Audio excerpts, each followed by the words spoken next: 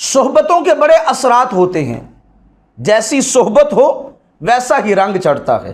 اگر نیکوں کی صحبت ہو تو بندے پہ رنگ بھی وہی چڑھ جاتا ہے، اور اگر بروں کی صحبت ہو تو بندے پہ رنگ بھی برا چڑھتا ہے۔ اس لیے ہمیں اپنی صحبتوں کو اچھا کرنا ہوگا۔ جتنی اچھوں کی صحبت دستیاب ہوگی اتنے ہی اچھے رنگ چڑھیں گے، جتنی نیکوں کی صحبت دستیاب ہوگی اتنا ہی نیکی والا مزاج بنتا چلا جائے گا۔ حضرت ابو موسیٰ اشعری ایک حدیث بیان کرتے ہیں جسے امام بخاری اور امام مسلم نے اپنی سند کے ساتھ نقل فرمایا۔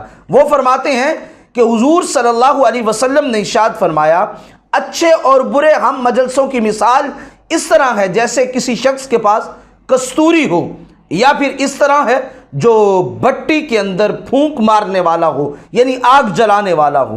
حضور صلی اللہ علیہ وسلم نے فرمایا، اگر کوئی شخص کستوری والے شخص کے پاس جا کے بیٹھے گا یا اسے وہ تحفہ دے گا، نہیں تو وہ شخص جو بیٹھنے والا اس سے کچھ خرید لے گا، نہ بھی خریدے تو اس کی مجلس میں جب تک بیٹھا رہے گا اسے خوشبوئیں خوشبو آئیں گے۔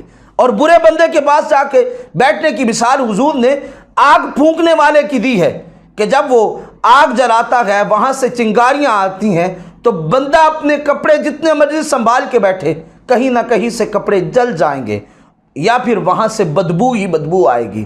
تو حضور کا یہ فرمان جو ہم تک پہنچا ہے، اس کا ترجمہ سادے لفظوں میں میاں محمد بخش علیہ رحمہ نے بڑے خوبصورت انداز میں فرمایا۔ آپ فرماتے ہیں، چنگے بندے دی صحبت یارو جویں دکان اتاراں، سودا بھاویں کچھ نہ لئیے تے ہلے آن ہزاراں۔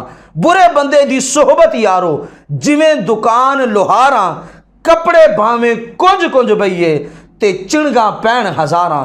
گویا ہمیں سمجھ آ گیا، جیسی صحبت ہوگی ویسا رنگ چڑھتا چلا جائے گا۔ اگر نیکوں کی صحبت ہے تو نیکی والا رنگ چڑھے گا، اور اگر بروں کی صحبت ہے تو پھر برائی والا رنگ چڑھتا جائے گا۔